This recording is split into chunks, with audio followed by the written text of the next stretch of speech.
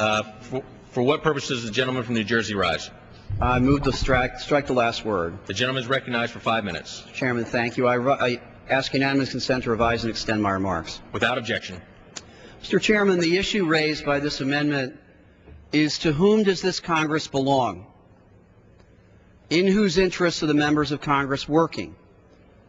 And Mr. Chairman, every one of our constituents will draw a conclusion about that question based upon how we vote, what we do, and what we say. And every one of us will face the consequences of that conclusion in the next election. One of the facts that I think every voter has a right to know is who is funding and supporting the campaigns of any one of us who seeks the honor of serving here. Whether you belong to the most progressive group on the Democratic side, the most libertarian group on the conservative side, whether you're a member of the Tea Party, whether you're a member of a union or the Chamber of Commerce, I think every voter deserves and believes that they deserve the right to know who is funding the campaigns that bring people here. This is a basic matter of transparency and full disclosure. Frankly, Mr. Chairman, I think if we're honest among ourselves, we know how much the American people despise the political ads that vandalize their television screens every fall. A lot of people I know turn the television off or turn the sound down because they're so exhausted of hearing ridiculous, personal, dirty attacks by one side against the other. I would hope that someday the level of civility could rise where we all stop that. But I think until we get to that day, people at the very least have the right to know who is paying for it. From where is this money coming? Ms. Eshoo's amendment is very simple, very plain, and should be supported by people of all ideological stripes. It says the public has a right to know where the money is coming from. And if you think a special interest group that promotes traditional energy supplies, oil and gas, is a good thing, then you'll be happy that they're paying for commercials.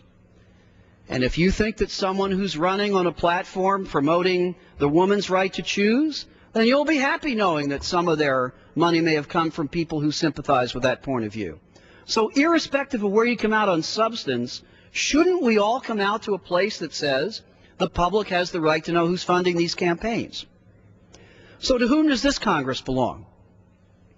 Well, if we look at the legislation before us today, it certainly looks like it doesn't belong to oncological nurses because money for cancer research is being cut in this bill.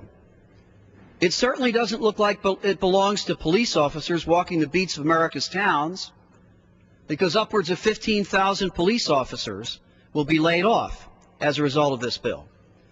Certainly doesn't belong to America's school teachers and guidance counselors because under this bill upwards of 10,000 reading tutors and math coaches will lose their job under this bill.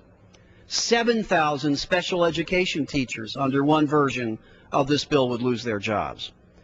So if this Congress doesn't belong to nurses, police officers, teachers, to whom does it belong? One of the answers to that question would certainly come answering the question, who paid the bills to get the members here? Who wrote the checks and who made the contributions?